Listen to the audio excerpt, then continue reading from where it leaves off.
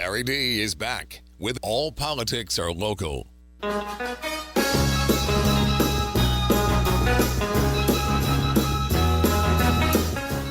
All right, I am back, and we have some park rangers here. You know, I always have a theme song for my guests, so hope you guys like this one. Yogi Bear is smarter than the average bear. Yogi Bear is always in the ranger's hair. At a picnic table you will find him there. Stuff and dumb or good, he's the average bear. He will sleep till noon. How'd I do on that one, guys? That's excellent. Yeah, thanks, Barry. We're going to be hearing that for the next 5 years. Watch out for your picnic biscuits. I haven't had that one in a while. Now we're going to have it all the time. Oh, my God. So, I kind of have a limited library of music for park rangers, as you might imagine. So right. I really labored for that. I'm like, what am I going to play? What am I going to play? Like something depressing, like Big Yellow Taxi, chopping down all the... I don't want anything like that, That'd be terrible. So today's guests are two Chester County Park Rangers, lead ranger Mike Tresca. Yeah, I knew he'd get it right. That's his last name. And Ranger John Conlow, and I am honored to have these guys to take time out of their day to come talk to me. Now, I understand, Ranger John, I heard on CNN that you have some radio experiences. Is this true? Yeah, I do. Out from Page, Arizona. That's one. Yeah. In between working in the Grand Canyon That's and for the National Park Service at Glen Canyon.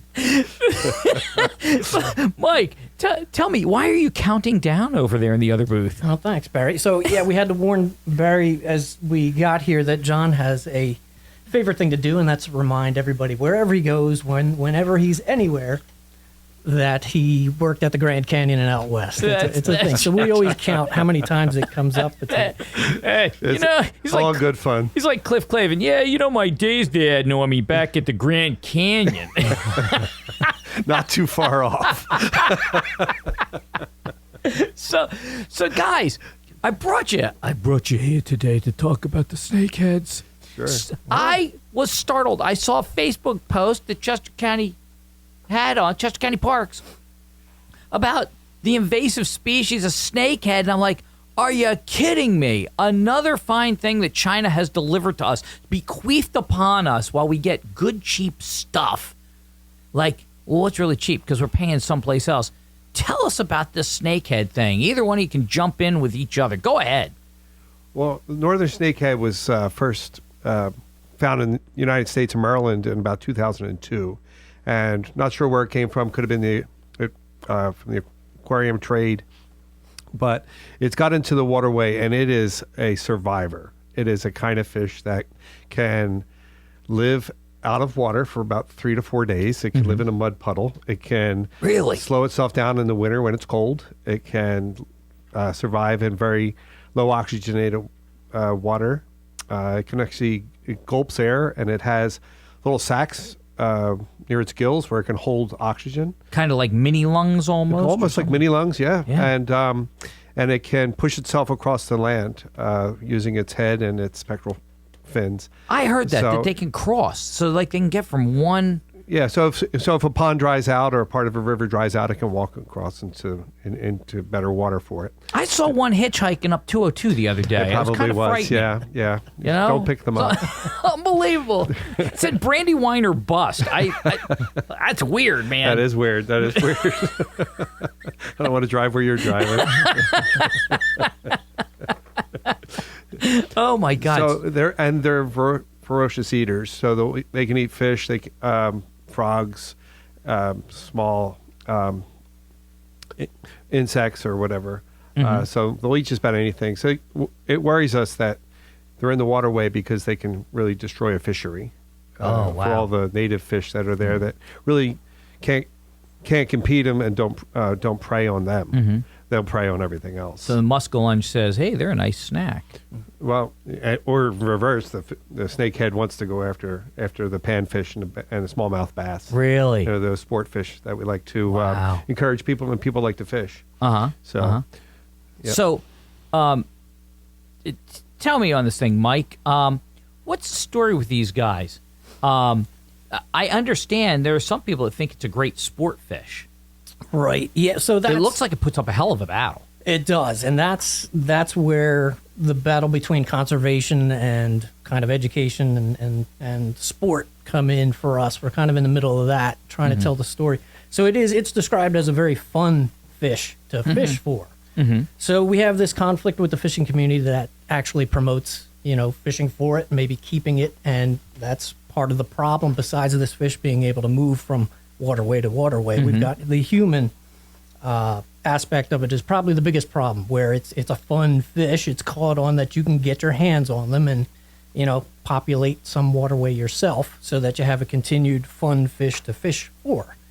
So yeah, there's a lot At of what debate. cost? right? Exactly. Well, that's kind of where we come in. This is a good spot for us to kind of say that we work very closely with the Fish and Boat Commission. We have very good friends, our WCOs, Waterways Conservation Officers, who we rely on to, really kind of tackle these things. We're kind of in the middle where we kind of regulate these things within our parks in Chester County only. But it's kind of it's part of a bigger scheme in the world of invasives and non-natives, where we're trying to tell the story. We found that, the ultimate real big world problem where it hits everybody in the wallet is the story that's not really being told. So you have a collapse of an ecosystem. It's kind of a thing, well, who really cares? And I hate to dumb it down to this, but we do Nobody cares until it affects the 2 square feet they occupy. It's like Right. everything else. Or in the wallet. Right. Exactly. So that's the tale we're trying to tell. It's when you come to something like this that potentially can collapse an ecosystem, whenever you introduce something that's non-native or invasive into a food chain, and it collapses the food chain because nothing else in the food chain knows what to do with it. It's like, well, who cares? You could still fish for other things and things like that. Well, the city of Philadelphia cares. And being close to the city of Philadelphia, we work very closely with them. We've got some creeks and waterways in our parks that are considered exceptional quality. Right. Because of the biodiversity that's in it. In other words, we've got things French that are... Creek? French Yep, Creek? correct. Exactly. That's a great example. So, when you start to consider the collapse of an ecosystem like that, you get water that's not clean, let's put it that way, or not functioning. It's rather toxic. Well, the entire city of Philadelphia that relies on the Delaware River and the Schuylkill River solely for its water purposes cares a lot, because if they've got contaminated water that they have to treat chemically, that hits everybody in the wallet. Right. So... And it's always better if nature does it. Right, exactly. Yep. So that's the tale we try to tell. And the Snakehead's another one that's a very big concern. So we're trying to get the word out in conjunction with the Fish and Boat Commission of how bad this really could be. Now, I saw the picture. It was one of the female rangers holding it. It was a good-sized fish. I can't even speculate how heavy it was, but it was big. It was a good-sized fish. Do you know the picture I'm talking about? I do. They were on the Schuylkill River at the time. They found that fish. It had already died. And they were able to just kind of get a good picture of it. They And where on the Schuylkill was it? Do you know? about near Phoenixville. Was near Phoenixville, We were okay. doing one of our boat patrols up there. We have a Black Rock Sanctuary. They were looking Sure. at the shoreline there. So that means that fish got through several fish ladders along Schuylkill River. And Yeah, I understand they do. Your they fish do get a ladders little- one-handed. So I think so. Yeah, almost like a trapeze artist. it's like Cirque du Soleil for fish. With this thing with these is snakeheads. scary, and it looks scary too. It has big teeth. It Yeah. has its eyes on the top of its head. It's a top level predator.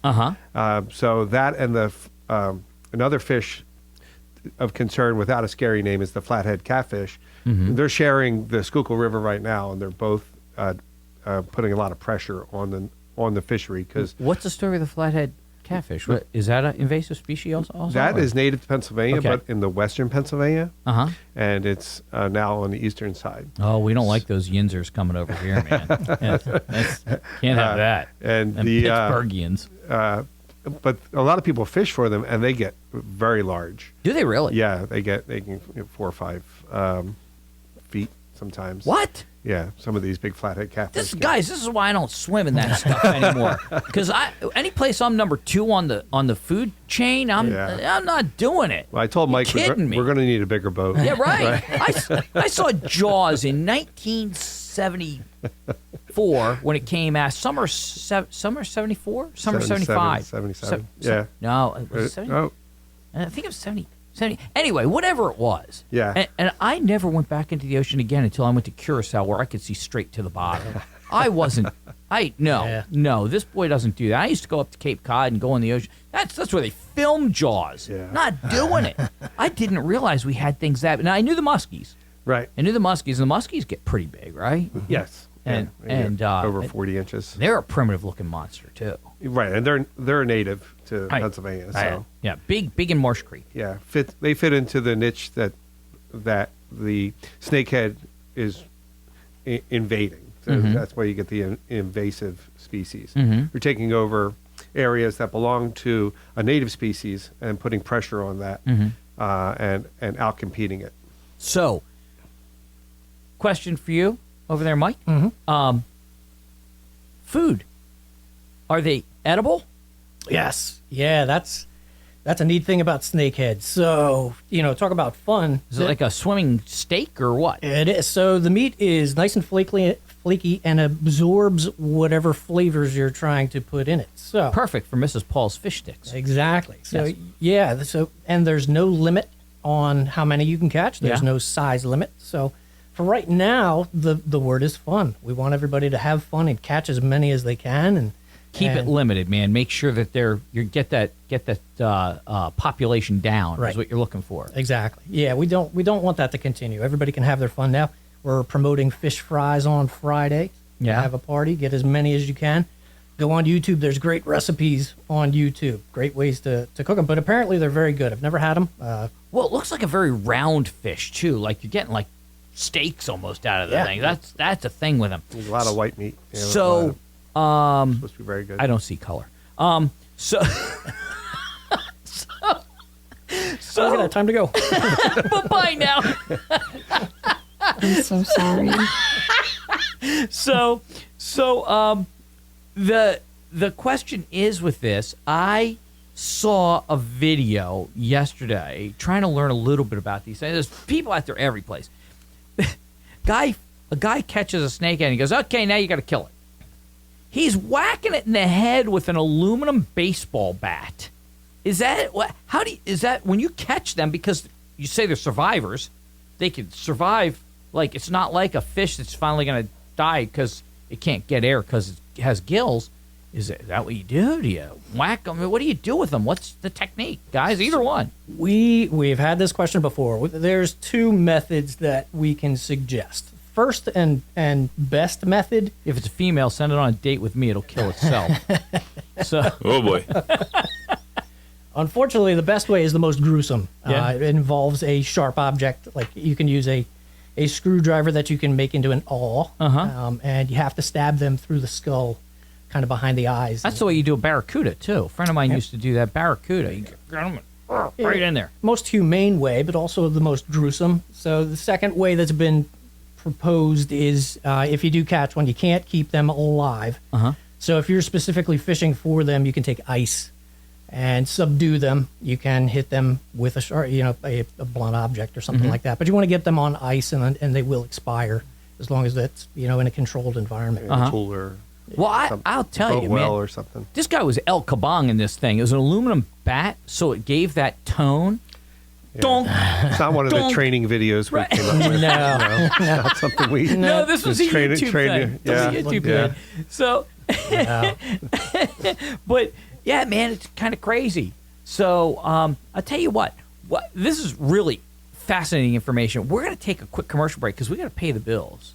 Because I gotta buy some snakehead steaks tonight. There you go. So we're gonna take a break, pay Glad some to bills, get some tackle. Yeah. come on back and talk more about this invasive species. Barry D is back with All Politics Are Local.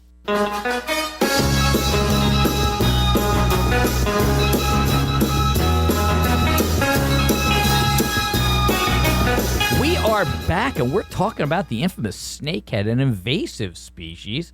We don't know how it got here, but we know it's here. Apparently, it's in Philadelphia. It has been found in the Schuylkill River. Now, I have heard that it's in the Brandywine. Do you guys have any confirmation on that? I do not. I no? do not either. No? Yeah. No? Okay. Well, we'll start a vicious rumor. It'll be fun. Talk to me about. I kept thinking it was snakeheads, and you guys corrected me. The Asian carp down in the Potomac, they go nuts with the motorboat vibration or something. They come flying out of the water, and they archery hunt them. And I mean, it's the craziest thing watching those things fly out into the air. But I went looking, and I found a ton of videos of people that archery hunt the snakehead. Is that allowable in the Chester County and Pennsylvania DCNR waterways? Well, we can't speak for DCNR parks specifically. In our parks, we adopt all fish and boat regulations within our parks. We help enforce. We work very closely with our WCOs, our waterways conservation officers, who do a really good job. It's not something we've really encountered much. Right now, the actual population of the snakehead in our particular area is in question. We know they're here, but we haven't seen anybody bow fishing for them. Right. But is bow fishing okay? Well, typically a bow fishing, from what I understand, is usually done at night. It's usually done off a boat. Oh, is it right? Because I yeah, saw it. I so- saw it during the day, but I did see. Yeah. I did see some with lights Right. where they're on it, and it's off the sides, and they're doing it. But I've never bow fished. yeah. Yeah, I'm not, Yeah, an not expert too familiar on with that. it. I'm not a fisherman. Right. Actually, I don't do any Right. fishing. I don't have enough time. It looks like it's a lot of fun, but I have too much work to get done. I like, hey, people, my friends like, you want to go fishing with me? I'd love to, but I got to paint the house, But I did see some in shallows where they were taking these things out. Sure. And it As was long as they have a valid Pennsylvania fishing license, it's just it's about $28 for the year, and there's different ways that you can buy them. You can buy them single year, 2 years, 5 years, 10 years. Okay. They're all at different prices. You can, as long as you follow the Commonwealth's rules and regulations for fishing, you can pretty much do that. Okay. Along any Commonwealth waterway. Sometime, a long time ago, between the Grand Canyon and now, Ranger Conlow was a fish and boat deputy. I was He also a fish and boat waterways deputy, yeah. conservation officer deputy. And where was that? In Pennsylvania? Pennsylvania? Yeah, in Philadelphia. Yeah, I worked along Delaware River, Did you really? Schuylkill River, yeah. Oh, check you out. I've been all over, Yeah. especially at the Grand Canyon. Did you ever do that? You in a whole heap of trouble, boy. Yeah, sometimes. Yeah. Depends on the situation. Okay, give me one quick story. Give me a quick story. How much time do we have? My head's spinning. I don't know where to. I have get you one. done, Barry? Quick story. Bad guy out on the Delaware River. Anything? Well, there was a man who had a little too much to drink, and we had tied our boats together to take him back and give him a test, and he wouldn't let go of the steering wheel. So we told him, you're tied up. And he says, I'm trying to drive. So we pretty much knew that he had partied a little too We hard. don't need to that test you day. anymore, sir. Do not pass go. Do not collect $200. You're going right to jail on that. Well, what is the penalty? What a maroon. What's the penalty for that? I mean, and it's got to be the same for you guys. Like when you catch them on the lake, Well, anytime that someone is intoxicated. well, if they're intoxicated, there's the state laws. They would go to court, and then the judge would decide what the penalty was. Death. That's it. I've never seen that. Just for the record, BUI, boating under the influence is a thing. Right. Yep. Right. Yeah, Right. yeah. Right. So even if I mean, you're in a rowboat. yeah, even if you're in a crime rowboat, of and it. even if you're going after snakeheads, we have to make sure that you're doing it in okay. a safe manner. Okay, the snakeheads. So we only got a couple minutes here. We got like 3 minutes before I have to do my close. Fishing, you have minimum sizes on things like when you stock trout and all that type of thing, right? Yes. So because I don't know a lot of this stuff, so what are the minimum sizes? Spit some out for me. Are you talking about snakeheads? No, not snakeheads. Okay, but other fish. species? Yeah. Good question. So Hibernia County Park is one of ours. Chambers Lake, a 90-acre lake that we have, is probably the most popular fishing spot. Something to remember there, that's a panfish enhancement lake, which means it has special regulations. It means that any panfish you catch have to be at least 7 inches minimum. Okay. It's also a special regulation bass fishing area, and I got to admit, I don't know what it is for this. It is a 15 15. inches, yeah. Okay. Instead of 12. Yep. Otherwise, They have weight regulations or just length? Just length. Okay. Just length. yeah. Okay. Yeah. And- And then the trout that are generally stocked by the state, Mm-hmm. and they're usually bigger, if you over 7. And the 7 trout inches. don't you guys? It's like every year you're perpetuating that. You're always stocking it. Do the trout not survive through the years, or what happens? They just get fished out, or what? They get fished out. There are some holdovers. Generally, the water might get a little too warm for them. They're cool water. Really? They're cold water fish. Okay. So the state will stock them each year as part of enhancing the sport of fishing. Oh, got it. But there is no minimum size on a snakehead, I'm guessing, right? You're like, hey, whatever you want. That's kind of like don't put them back. It's like a coyote, right? You can Right. shoot them any day of the year, day or night, Christmas, New Year, you name it, coyote, death. So, same type of thing, right? I guess. Yeah. Your whole words, other not mine, show. Barry. Yeah. I do. I was a fish deputy. I did wet and slimy, not warm and fuzzy. Well, The fish guys, only. I got to tell you, I really appreciate you guys coming on. It's really nice, like having guys here in uniform. And they're not here to take me away in cuffs for once. So I'm really appreciative of that. But it's Thank still you. early in the That's day yet. I can get a boat and some Fireball, and so unfortunately, it's time to bring this show to an end. Thank God! That wasn't the sound effect, but we'll take it. I know, it's sad when this font of knowledge has to be put away, but fear not. I will be back in 2 weeks because next Friday is Independence Day, so I won't be part of the programming.